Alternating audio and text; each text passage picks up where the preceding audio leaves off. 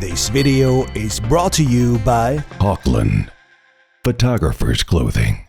What are the best professional cameras in 2024 and probably also 2025? Up to $8,000. I've looked through all the current and older models and their prices and put together my personal top list for you. This is the last of a 3-part video series, and all of the cameras in this video we have once again taken a closer look at, held in our hand and filmed for you so that you can see them virtually in real life, how they appear in the hand and also how they look compared to other cameras, maybe in terms of size. Especially in this video, it's super interesting. And if you are interested in a cheap entry-level camera up to $600, then check out the first video including lens recommendations for beginners. And this also applies to part 2 with cameras up to $2,500. Links above.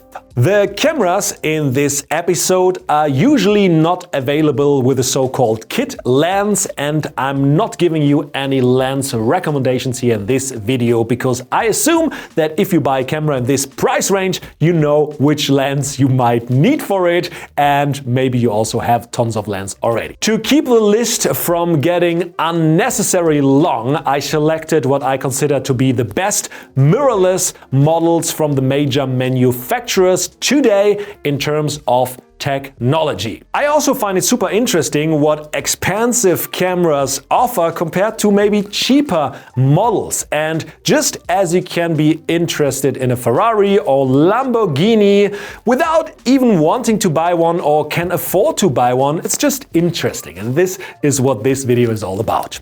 All prices are average price ranges, which also take into account the used prices available and not necessarily the recommended retail prices. And of course it can vary depending where you live, when you watch the video or where you look at. Also, I'm from Germany, so usually we include tax here in the price, so the prices may be a bit higher when I talk about. I only consider the base ISO values in the specs and not the advanced high ISO values. All the cameras are sorted in ascending order by price, and in the end I will give you my personal opinion and also a recommendation which camera I find most interesting. So number 1 is the Sony A7 R5, my current main camera for over a year. It costs something around $3,800 to $4,500, has a full-frame camera sensor with 61 megapixels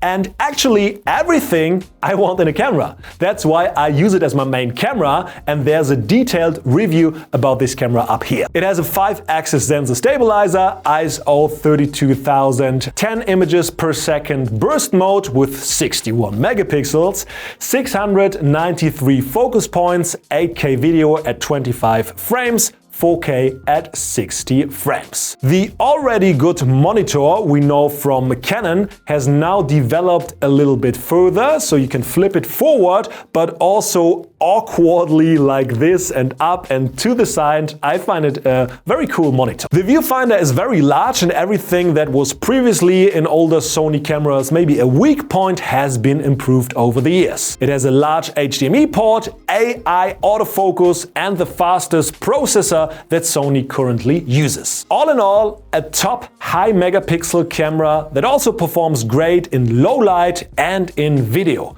And not just in a studio environment from a tripod maybe like other high megapixel cameras. I'm still super happy with it. I just came back from a long trip from Mongolia and would get it again for professional use. But I have to say the A7 IV is significantly cheaper and also quite good. Check out the last video with the top models. I also used the A7 IV for a year and I was satisfied. The 61 megapixels doesn't sound that much, but it's quite a lot of data and you have to know what you're getting into with that much of megapixels. It's good to have, but 40 megapixels for my personal tastes are enough for my scenarios. That's what I have to say now after 1 year of using it. But as a German saying goes, it's better to have than to need it. So, but honestly, I wouldn't upgrade my camera again just because of megapixels. That's totally enough. So, next is the Canon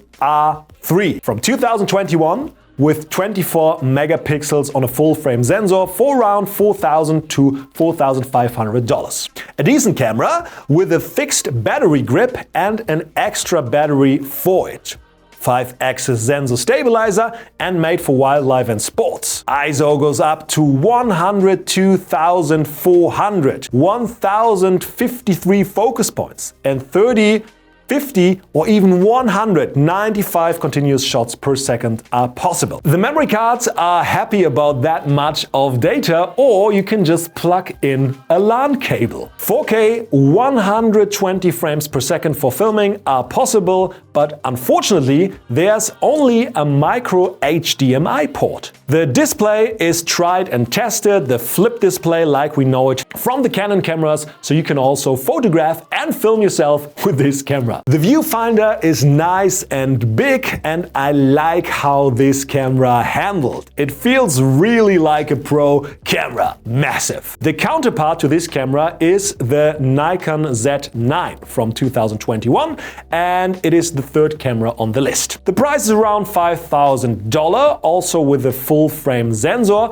including image stabilization, and with a whopping 46 megapixels. So afterwards, you can crop quite a bit with this. ISO, however, is only limited to 25,600 natively, and there are 493 focus points. And just like the Canon, it has a fixed battery grip with an extra battery. And thanks to the megapixels, it has 8K resolution at 30 frames per second filming and 4K at 120 frames as well. And it has the regular HDMI connection and also a LAN cable connection. Continuous burst mode is possible with 30, 60 or 120 frames per second. The display of this camera I'm not too much of a fan of. I don't think it's that innovative, and I prefer the Canon solution, which every camera should just have as a base, I would say. If you're using the Z9 or the R3, you definitely need some muscles, because the cameras are heavy and big, and also the lenses usually you use with these cameras are heavy and big. But it's fun to shoot with.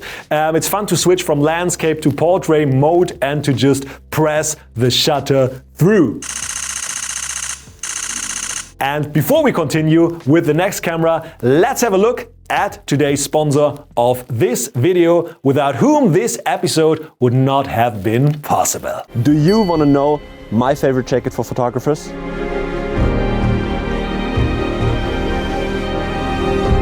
Hi, I'm Christoph, a professional photographer from Germany.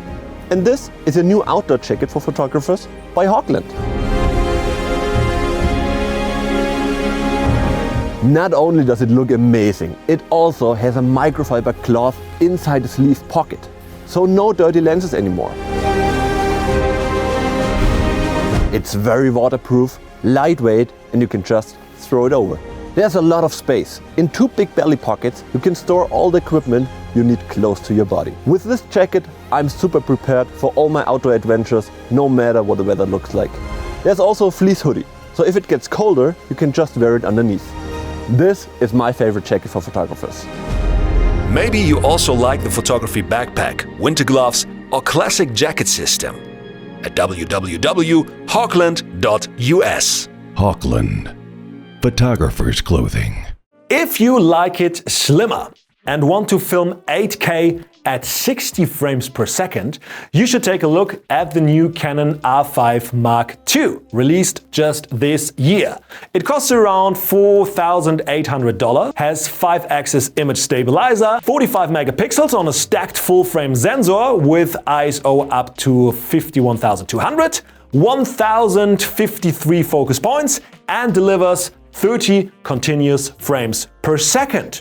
Great camera specs. In video mode, as mentioned, there's 8K RAW at 60 frames per second, 4K at 120 frames per second, and HD at 240 frames per second.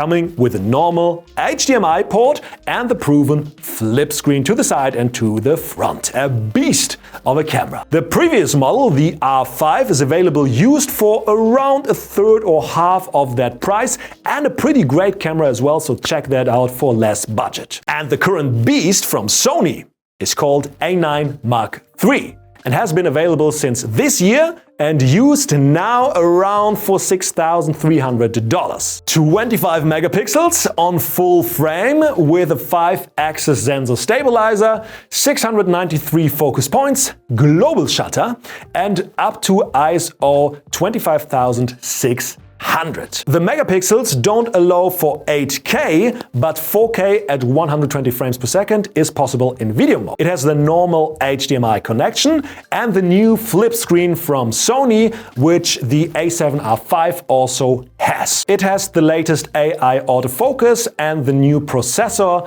and is just all in all the newest tech you can get in a Sony. Continuous picture shooting goes up to 120 images per second with the full autofocus tracking, and 196 images per second is the total max. And this is insane. The sound when you do this is similar, I find, to a doorbell. Listen to this. Der macht gerade Fotos. It's a bit funny, isn't it? Hello, it's me, the A9 MK3. Open the door, please. Hello, ding ding. So let's move on to the last camera of this video. The Fujifilm GFX 100 Mark II from 2023. Available used for around $7,000. The Fuji is the only one in this video to have a 102 megapixel medium format sensor. So it's a huge camera sensor with a lot of megapixels. Nevertheless, it has the latest technology, such as a 5-axis sensor stabilizer, 425 focus points, and it can even do videos in 8K 30 frames or 4K 60 frames on medium format. Crazy! ISO, however, 12,800 is the limit, and in continuous shooting you can only do 8 frames per second. But let's be honest, you have 8K 30 frames, so just take a video and take screenshots out of the 8K video. The camera is well designed and feels nice in the hand. The viewfinder is huge, but unfortunately it's a bit laggy and chopped off when you look through it and move the camera around. I find the top display great and innovative. The Canon and Nikon also have top displays, but they are much smaller and less beautifully designed. I just like how people thought about it, about the design, and just made it beautiful looking and working. The back is also nice and clean, and it's fun to take pictures with this camera and just look through that giant viewfinder and play with the focus of that medium format sensor in combination then with the lenses, and everything is so nice blurry. The lenses are usually not that cheap with medium format, so you can quickly pay 1,000, 2,000, 3,000, 4,000 euro for one lens, but yeah, that's what it is about medium format cameras. And the Fuji is probably the most modern at the moment you can get, and also relatively cheap compared to other like Phase 1 or Hasselblad medium format cameras.